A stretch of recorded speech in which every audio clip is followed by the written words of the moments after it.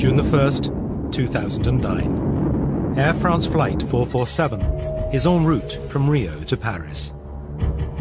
Then the plane vanishes over the Atlantic. We have lost an aircraft with 228 people on board. Aviation experts are baffled. Did the aircraft just go missing? Has it actually crashed? The plane is one of the most technologically advanced passenger aircraft ever to fly. For an A330 to have gone missing, it was kind of unthinkable. Clues to what happened to Flight 447 are frustratingly few. But now, recordings have been recovered from the cockpit.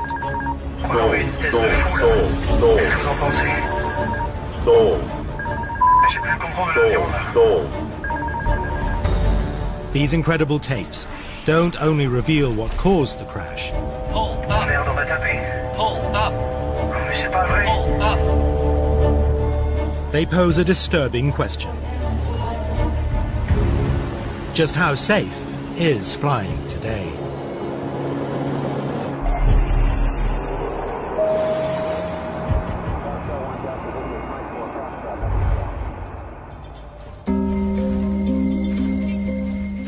May 2009, Rio de Janeiro, Galeão International Airport, 7 p.m. local time.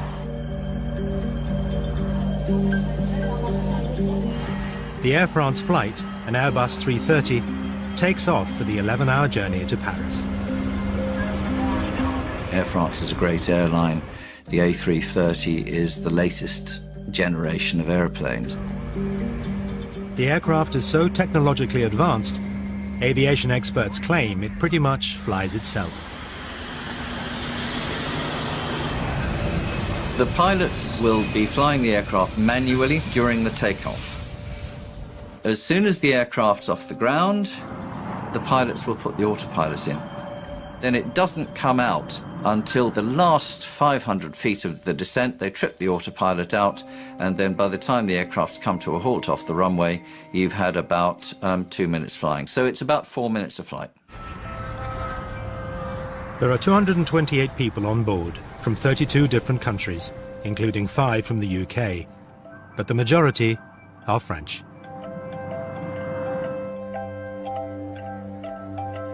Caroline Soulas and her husband, Air France flight attendant Sebastian, have just enjoyed a 3-day break in Rio. Caroline got the opportunity to travel much because with her husband she went everywhere in the world, especially for Brazil. She went 3 times in Brazil. She fell in love with this country. Just before boarding Flight 447, Caroline contacts her mother, Corinne, at home in Paris. Before leaving Rio, it was about 7 o'clock, she sent me a text saying, it's a pity to leave Rio because it's so sunny. What's the time in Paris? It was the last text I had. 1:35 a.m.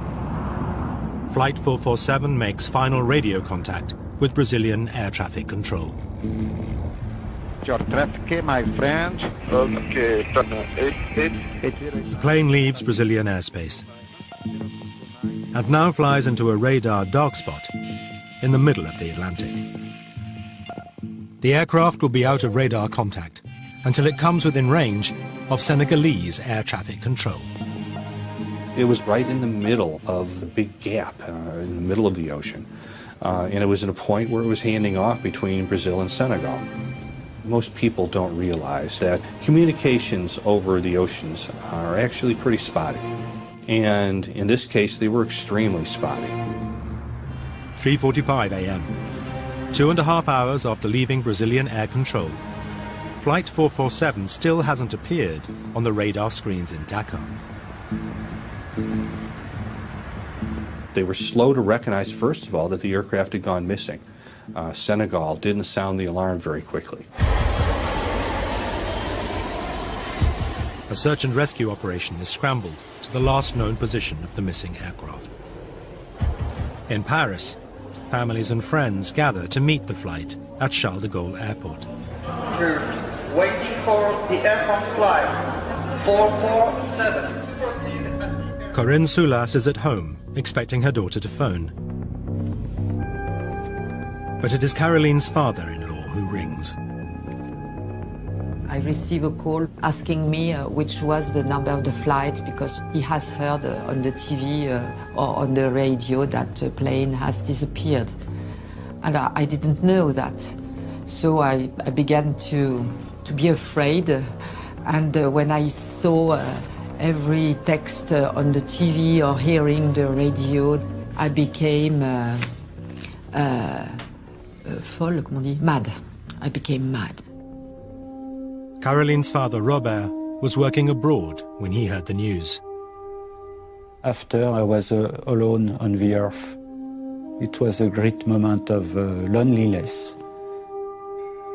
I couldn't imagine the loss of Caroline. It was not possible. Within hours of the disappearance, Air France makes an announcement. This is a catastrophe, undoubtedly. And we have lost an aircraft with 228 people on board. Flight 447 has seemingly vanished. No mayday, no trace on radar, no witnesses, and no sign of wreckage. Clues to what happened to Flight 447 are frustratingly few. There was so little information available initially. Did the aircraft just go missing? Has it actually crashed? Where was the wreckage? The crew showed no sign of alarm, because if they were seriously alarmed by something, they'd have made an emergency call to air traffic control, but they didn't. And the fact that there was no distress signal, what does that say to you? It could be, dare I say, a bomb or something like that. First thing people think about now, post-2001, is terrorist attack. When French intelligence officers check the passenger list, they spot names they suspect are linked to radical Islamic organizations. Only the wreckage could confirm or disprove the bomb theory, but they cannot pinpoint where the plane went down. The difficulties for Air France 447 were huge. Firstly, the aircraft crashed in an area where there was no radar coverage, so it was not possible to locate where it had hit the sea. So the search area was enormous. They were looking over an area of 17,000 square kilometers. On June the 6th, 5 days after Flight 447 disappeared, fragments of wreckage, along with 50 bodies, are discovered approximately 600 miles off the coast of Brazil. The find rules out a bomb. The plane was in one piece when it hit the water. The fact that the bodies that were found floating on the water came from many parts of the aircraft, as when they were identified, gives some indication that the aircraft was intact and the people were still inside it when it struck the water. But if an explosion didn't down Flight 447, what did? How can such a sophisticated, expensive machine have such a large, profound loss of life? There was a very strong hunger and need to know why it happened, both for the families and also for future safety. With over 600 Airbus A330s in daily service worldwide, it's vital to find out what caused the crash. The answers could lie in the plane's black boxes, but they are lost 2.5 miles down on the seabed. I want to know exactly why my daughter died. The reason why.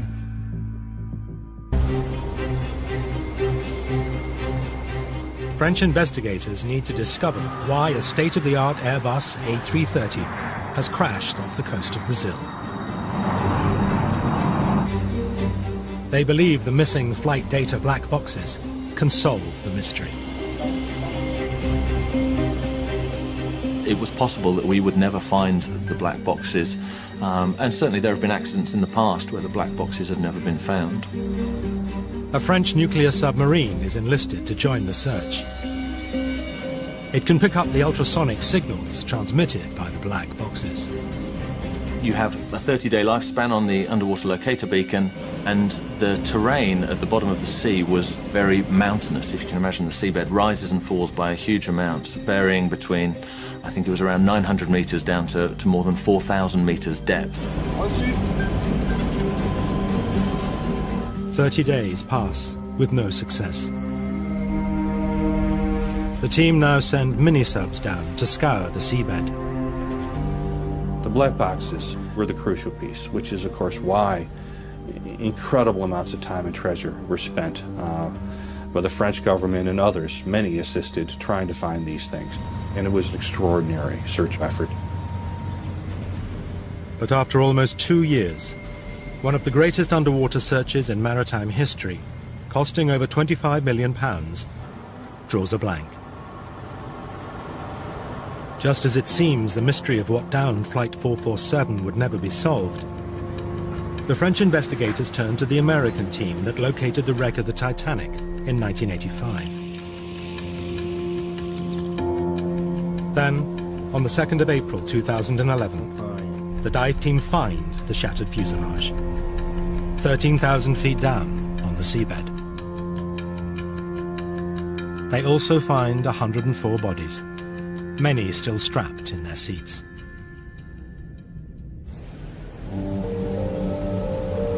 Quite a few of our families were literally kind of on tenterhooks waiting for a call as to whether their loved ones had been found.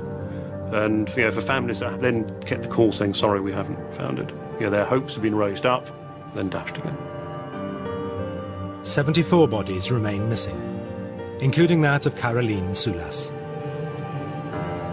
It was a nightmare, a new nightmare for a lot of families.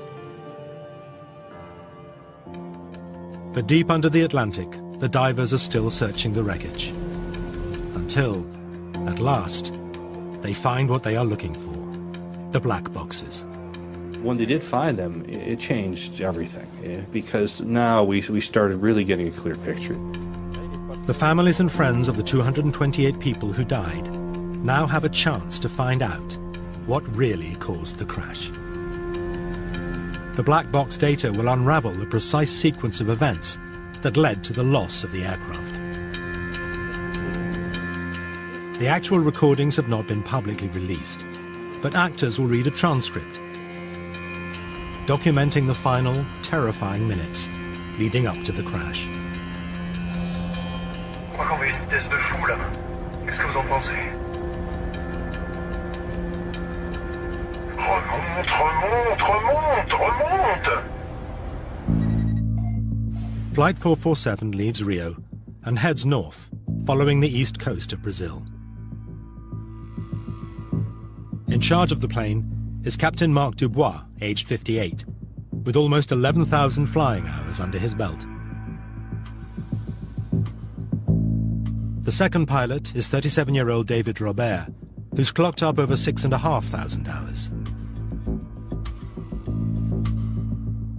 The third pilot is Pierre-Cédric Bonin, whose wife is also on tonight's flight.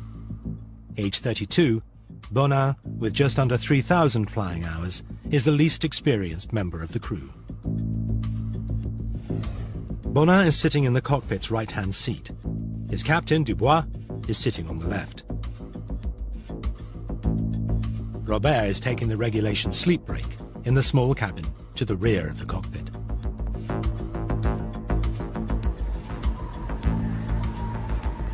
Dinner service is over, and the cabin lights have been dimmed.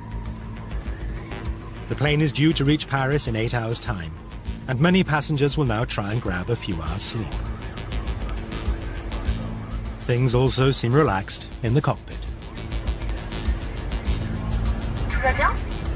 Tout va bene. Tout va bien? Pas de café, de thé? Tout va bien. Ça ira. À tout à l'heure. Merci. They're making radio calls, passing position reports to air traffic control. It's all pretty quiet. In the middle of the Atlantic, in the middle of the night, there's not much to do. Captain Dubois is a veteran of the Rio-Paris route. and points out an upcoming landmark to his junior first officer, Bonin. C'est l'équateur. Tu avais compris, je suppose. Non, je m'en doutais. As they approach the equator, they will enter an area called the Intertropical Convergence Zone. For aviators, that area is famous for creating convective weather or thunderstorms. It was generating some really interesting and severe areas of weather the night of the crash of Air France 447. Michael de Villiers has analyzed the weather patterns on the night of the crash. What it shows there is the areas that were forecast on the significant weather chart where there would be thunder activity, quite a few around. Thunderstorms are probably the most dangerous form of weather. It's strong updrafts and downdrafts. It can knock the aircraft around, can also cause structural damage if a thunderstorm is severe enough. You get icing, you get the hail, you get lightning, which can also damage an aircraft. Massive cumulonimbus storm clouds can extend upwards to 50,000 feet, too high for commercial planes to fly over. Sometimes you've really got to think about which route you're going to take and which headings you're going to take up to try and avoid them. But Captain Dubois seems unconcerned, and Flight 447 stays on course. On va pas se laisser emmerder par des cumulus quand même. Navigating around storm clouds it's not demanding. You look at them, if they're in front of you, you turn left or turn right and you fly round them. I mean, this is not difficult stuff. But several other flights crossing the zone that night do decide to divert around the storm. Neige. 209 nœuds. Il y a un truc droit devant, et il y en a un autre derrière. Hein? Oh merde, non. Je baisse un peu la lumière intérieure pour voir dehors. Ouais. J'allume les feux pour voir. Ah voilà. Quoi? On dirait qu'on va rentrer dans les zones nuageuses. 1:51 a.m. Now the dimmed cockpit is suddenly lit up. Ah bah manquait plus que ça. C'est quoi ça? C'est tout ce qu'il nous fallait, monsieur de Saint-Elme. Veteran pilot Dubois recognizes the bright flashes as St. Elmo's fire, a spectacular electrical phenomenon common in the tropics. There were a number of unusual things that started to happen. There was apparently a blue glow that was St. Elmo's fire, and that projects a very odd and eerie light into the cockpit.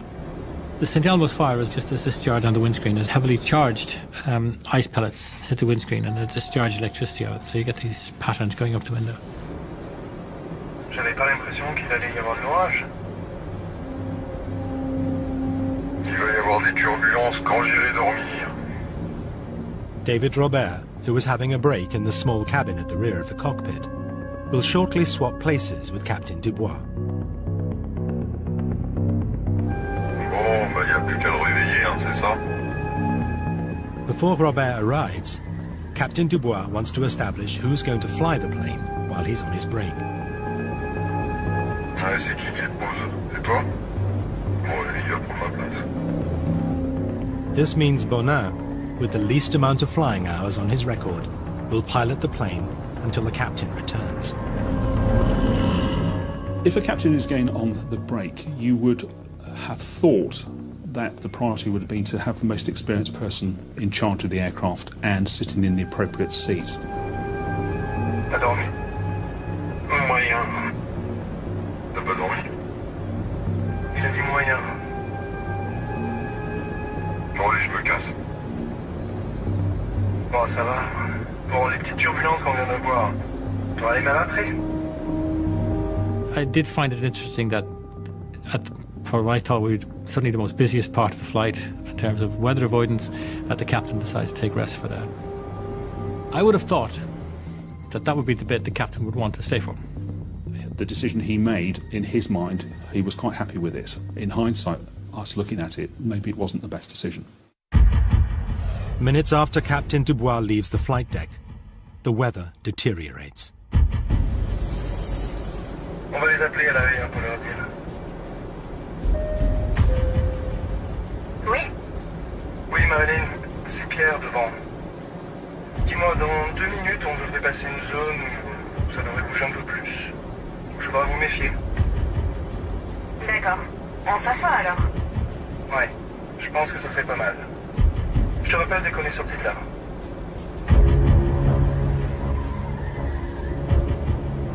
Vache, heureusement que c'était la 330, hein. C'est clair.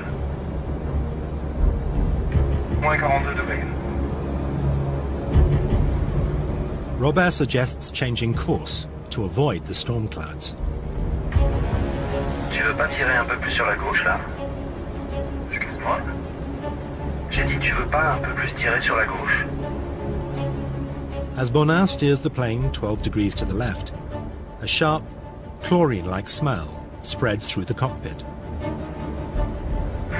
T'as touché la clim. J'ai rien touché du tout. Si c'est pas la clim, c'est quoi cette odeur? C'est l'ozone. Robert, who's flown many trips across the tropics, instantly recognizes the strange smell. But it seems to startle his younger colleague. C'est quoi ça? C'est un rapport avec l'électricité? Non, l'ozone, c'est de l'air chargé d'électricité. Non.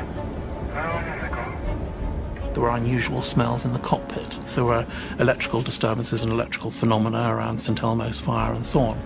So there are many things that can contribute to degraded pilot performance. 2:10 a.m. A loud sound is heard in the cockpit. Experts analyzing the black box tape believe it's the sound of ice crystals hitting the aircraft. Then, an alarm is triggered. The alarm warns the crew that the autopilot has shut down and handed control back to them. J'ai les commandes. D'accord. Bonin is sitting in the right-hand seat and takes manual control of the plane. His more experienced colleague, Robert, is now effectively co-pilot. What the crew don't realize is that the plummeting temperature has caused ice to block 3 vital sensors, called pitos. The pitot system, which basically detects the speed of the air against the aircraft, ended up becoming blocked. Therefore, that effectively dropped to 0 and they lost all speed indication. The aeroplane, while it's in autopilot, suddenly said, we know we're getting rubbish information here. We cannot deal with rubbish information, therefore we're going to trip the autopilot out and hand it back to the pilots. This is where they start earning their money. But it's not an emergency. It just means that there is no forward speed information. In theory, when the ice melts, the pitot sensors will work again. The drill is do nothing.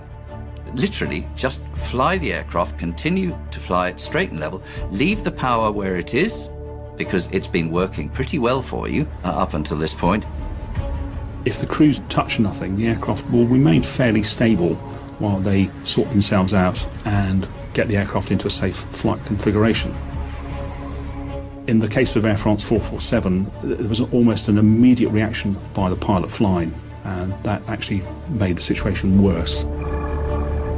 We will absolutely never know why the pilot responded in the way that he did. Air France Flight 447 has flown into a storm, and its speed sensors have cut out. The plane's autopilot is shut down, handing control of the aircraft back to the flight crew. The captain is on a sleep break. First Officer Bonin is now flying the plane manually. His fellow officer, David Robert, with many more flight hours experience, is handling radio comms. J'ai les commandes. D'accord. Bonin controls the plane with a side stick. He had the side stick in his right hand, and he just yanked it backwards. In layman's terms, what the pilot flying did was pull back on the control stick, which caused a change in the pitch attitude to go nose up, causing the aircraft to climb. The black box data confirms why Bonin wanted the plane to climb. The aircraft instruments showed a loss of altitude of 400 feet or so. But when the speed sensors froze up, the instrument displays gave the pilots false readings of their speed and altitude. It was not an actual loss of altitude. It was only instrumental. It was false. It was wrong. Ça n'affiche pas la bonne vitesse. On a perdu la vitesse, c'est ça? You've got to rely on your instruments, and of course if your instruments are now faulty or telling you wrong information, then it's difficult to know where to take that, because you train to rely on these things. Bonin decides to trust the instruments. He pulls back the stick, and the plane starts to rise. The aircraft will go up quite rapidly. In fact, at one point it's climbing at 7,000 feet a minute, which is a very high rate of climb at that altitude. Because he was going uphill into very thin air that the aircraft couldn't be supported by while it was at its weight, the aircraft started slowing down, just like if you leave your foot on the accelerator of a car and it starts to go up a hill, it will slow down unless you give it more gas. So this airplane was slowing down. Now, another alarm rings out. The stall warning. A stall happens when the aircraft is going too slowly for the wings to produce sufficient lift, and therefore the aircraft starts to drop, it starts to fall. Stops flying, starts falling. To prevent the plane falling, Bonin needs to act quickly.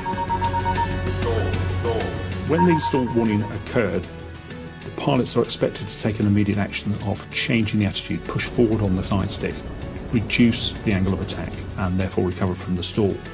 The way to recover that is to get your speed back. And the way to get your speed back is to put the nose down and go downhill. But Bonin doesn't put the nose down. He keeps the stick back, and the aircraft gains even more altitude, whilst continuing to lose speed. I'm only left to draw the conclusion that they didn't believe that the aircraft was stalled. The black box records show that one of the 3 speed sensors that had frozen now starts working again. Unfortunately, when the airspeed indications came back online, the aircraft attitude and various other parameters of the aircraft had changed quite dramatically. Now some new sensors come back in with valid information that didn't look valid because everything else was so totally messed up. Fais attention à ta vitesse. Fais attention à ta vitesse. Ok, je redescends. Stabilise. Ouais. And that's really where things went from a very benign circumstance to a rapidly escalating out-of-control circumstance. Robert presses the crew call button. He wants to get Captain Dubois back from his break and onto the flight deck. But there's no answer.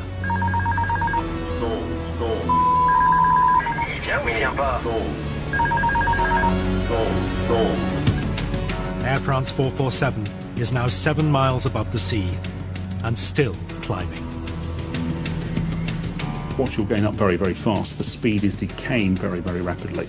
If you kept pulling back, then you'd increase the rate of climb to a point, and the speed would decay until you got towards the point where the aircraft stalled. And then everything changes very dramatically. Now, at nearly 38,000 feet, Flight 447 starts to drop.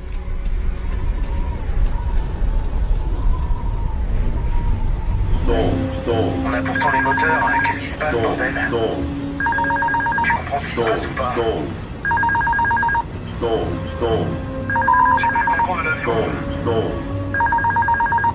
plus du tout le contrôle de l'avion. Merde. C'est quoi là? Je crois qu'on va trop vite. Just under a minute after he was first called, Captain Dubois returns to the cockpit, taking the jump seat behind the younger officers. Bon, qu'est-ce qui se passe là? Qu'est-ce que vous foutez? Mais qu'est-ce qui se passe? Qu'est-ce qui se passe? Je sais pas ce qui se passe. Vers le contrôle de l'avion. On a totalement perdu le contrôle de l'avion. On comprend rien. On a tout tenté. When the captain emerged onto the flight deck, that was a point at which a fresh set of eyes could have made sense of what was actually going on, and there was still time to recover the aircraft. There wasn't any conversation about here's what happened and here's how we got into it. I think it would be very difficult for somebody just walking straight onto a flight deck to suddenly instantly determine, oh, you are in a deep stall descending at 10,000 feet a minute with a high nose attitude, you need to do this. Alors tiens, prends ça. Prends ça. Le problème, c'est que j'ai pris l'avion. D'accord. The variometer, the instrument that measures the vertical speed of the aircraft, has stopped working. J'ai plus rien qui s'affiche. On n'a pas une seule indication valide. They were faced with unreliable indications of things, and they were trying to make sense of what was reliable and what the aeroplane was actually doing. So they were struggling to know what you could believe and what you couldn't believe. Because Bonin is still pulling the stick back, the nose is up and the plane is stalling. Je crois qu'on va à une vitesse de fou là. Qu'est-ce que vous en pensez? He thinks the plane is going too fast and moves to put on the air brakes.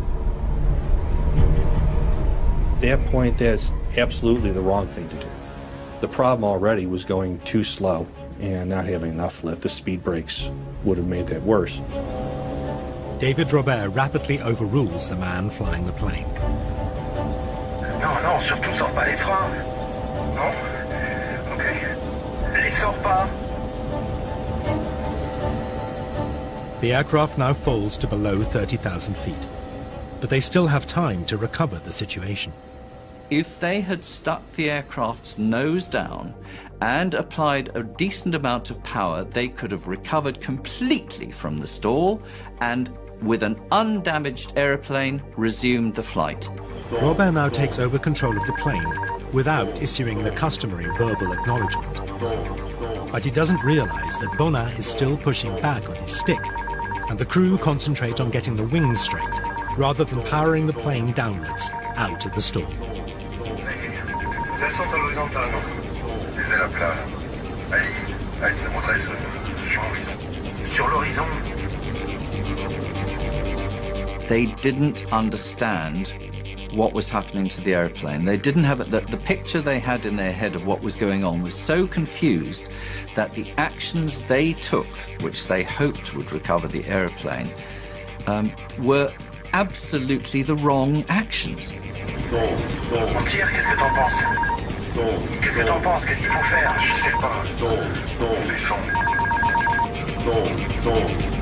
They were suddenly faced with something they'd never experienced before, and therefore there was a moment of complete shock, and known as the startle effect. A lot of things were happening all at the same time, and they didn't quite know exactly what was happening.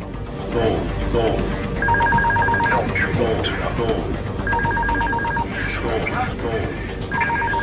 on descend. Tu montes? Merde, c'est pas possible.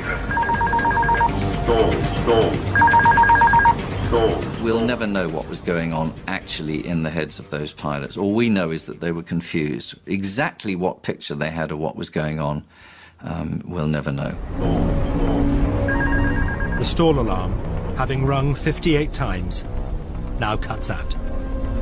And the computer stopped telling the pilots that the aircraft was stalled because it had gone into realms that the computer just didn't recognize. The computers have switched off. They've said, sorry, there's no information here that I can work with, so I'm out. The ocean is now just 20,000 feet below the rapidly descending plane. The aircraft went down that way with an average rate of descent of 10,000 to 15,000 feet a minute. That is quite a lot. And that means there was an awful noise. The aerodynamic noise was terrific because there was so much turbulence being generated by the wing. Robert thinks he is flying the plane, but doesn't seem to realize that Bonin is still pulling back on his stick and still keeping the nose of the plane up. Attends, moi j'ai les commandes. C'est moi qui ai les commandes, non? It certainly appears that there was a breakdown of the discipline and communication with it on that flight deck. Ça y est, on va arriver au niveau centre. They're flying through, they saw flight level 100, which is 10,000 feet. I think that was a point where we went from, we have some time to figure this thing out, to like, we might not be able to save ourselves. This aircraft was falling out of the sky like a stone. It was absolutely not flying. It was falling. And it was falling with its nose pointed upwards. Remonte! Je suis à fond là depuis tout à l'heure. Captain Dubois now gets the vital information. He realizes Bonin has been pulling back on the stick, pushing the nose up, and stalling the aircraft.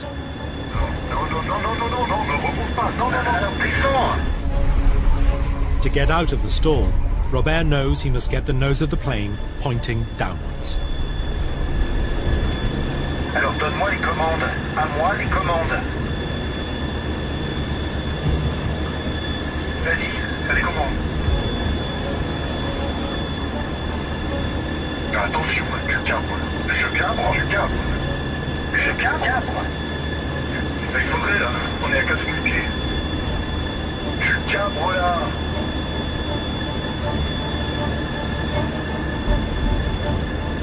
The aircraft was mushing down like that, nose in the air, and it was mushing down through the sky like that.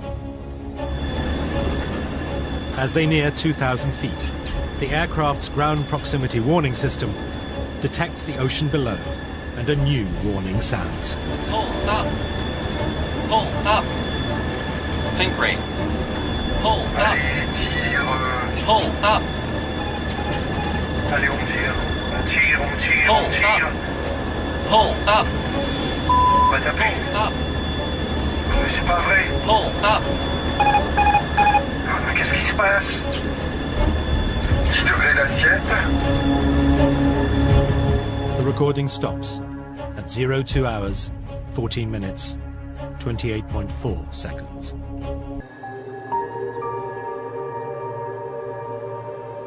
"228 people died on Air France Flight 447. The crash also shattered the lives of families and friends. Sebastian Vedovati and Caroline Soulas met in 2003 on an Air France flight to San Francisco.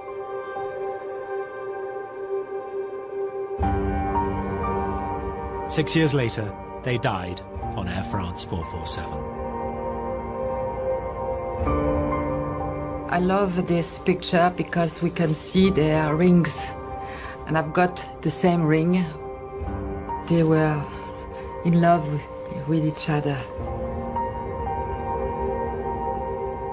Her parents, Robert and Corinne, often visit the memorial dedicated to the passengers and crew located in Père Lachaise Cemetery. Their daughter has no grave. Her body was never found. And the problem is also that they were a couple. Sebastian's body has been retrieved and Caroline no. So it means that they are separated now forever. I hope she didn't feel anything before the impact, before the crash, I hope. I'm not sure of this. One of the questions that I get asked is, Did my father, husband, son, brother, sister know anything about what happened? The hardest one for me was talking to the family of a young boy who was coming back from being with his grandmother in Rio. And they only asked me one question: did he suffer? A mother asked me, so, would my daughter have known about this? Because a lot of friends had told me that she wouldn't have known anything. She wouldn't have been conscious. And I felt obliged to tell the truth, which was, I'm afraid, in my view, I think she was certainly been alive throughout the 3.5-minute descent. She may well have been asleep. I would hope she was asleep, but it would have been a bumpy, uncontrolled descent, and so she may well have known about it. At a press conference in Paris, Air France robustly defended their pilots and acknowledged the dedication of all 12 aircrew who died in the disaster. C'est dans un environnement de pilotage extrêmement dégradé que l'équipage, qui rassemblait à la fois les compétences du commandant de bord et des 2 copilotes, est resté engagé jusqu'au bout et jusqu'aux derniers instants. You have to go back and say, so 3 experienced pilots, qualified pilots, and between them they couldn't figure out what was wrong with their airplane and why it was flying into the ocean. That's a system failure. That's not a pilot failure. A report by the BEA, the French Safety Investigation Agency, found that the disaster was the result of both technical and human factors that started when the AF447 speed sensors, called pitos, malfunctioned and tripped the plane out of autopilot. Thales, the manufacturer of the pitos, state the tubes had to operate under severe environmental constraints that were well outside of both the specified parameters and certification requirements. But this wasn't the first time that this type of pitot tube had failed. EASA, the European Aviation Safety Agency, were aware of 17 cases of pitot failure from 2003 to 2008, but state it was not reported to them that crews had difficulties in addressing the situation. The pitos had been qualified to high standards and therefore did not justify mandatory action. Air France knew there was a problem with the pitot tubes, and by agreement they were going to phase in these replacement working pitos over a matter of months. But what they weren't going to do is to ground all their Airbus aircraft whilst these new working pitos are retrofitted. They felt that they could operate safely, in their opinion. Airbus, the manufacturer of the A330, also stress the pitos fitted on the plane met all safety requirements. All 3 pitot probes satisfied the requirements of certification, and subsequent to the accident were retested and they still satisfied. In fact, they did better than the certification limits by quite a bit. After the accident, EASA made installation of new pitos compulsory, and since August 2009, the entire Air France fleet of A330s is equipped with the new pitos. The investigation report also recommended improvements to A330 stall alarms and cockpit instrumentation. Primarily the plane's flight path navigational aid, the flight director. The flight director was a bit confusing. And keep in mind, we've established already that the computers were confused, that they were still tending to follow the flight director commands. Airbus say the pilots ignored operational procedure and should have turned off the flight director as soon as they lost their speed readings. But they will vigorously examine all recommendations made by the BEA. But does advanced technology always make flying safer? The aeroplanes themselves, they may be simple to fly, they may have automation to help you do it, they may have computers to help you calculate things with incredible accuracy, but they are immensely complex. So if anything goes wrong, it's rather like something going wrong with your computer. An airplane's just a big bunch of computers nowadays. So can we trust that pilots still have the skills to fly? The crew of AF447 were fully trained and qualified. But the French investigation recommended additional training for pilots. To some extent, this accident was predictable. We've known for a long time that there are areas where pilots need better training, and it's not just on Airbus type of aircraft, it's on all the modern jet fleet of aircraft. Pilots who are primarily used to using all the automatics can have their manual flying skills degraded, and this is a concern within the industry, that is happening.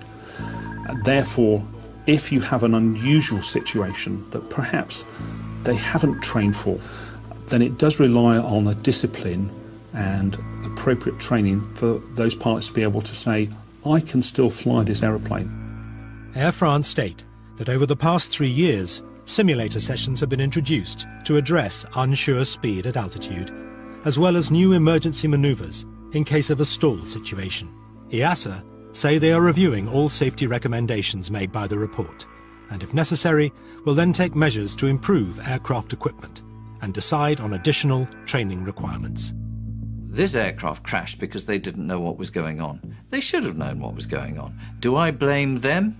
No, I blame the system, the training. The training. It's not Air France either, because Air France trains its pilots like other airlines train their pilots. It's the fact that the training that the law requires the airlines to do is all wrong. It does not address the needs of pilots flying modern, highly automated airplanes, and that is why Air France 447 happened. Next Sunday at 8, Kevin McLeod's Man-Made Home. More details coming up. Tomorrow, 24/7 with the SOS teams of Blackpool. 999. What's your emergency? And there are plenty of them at 9. But coming up, Mickey Flanagan and Jonathan Ross. Do they remember the 80s? It's a big fat quiz special on the way.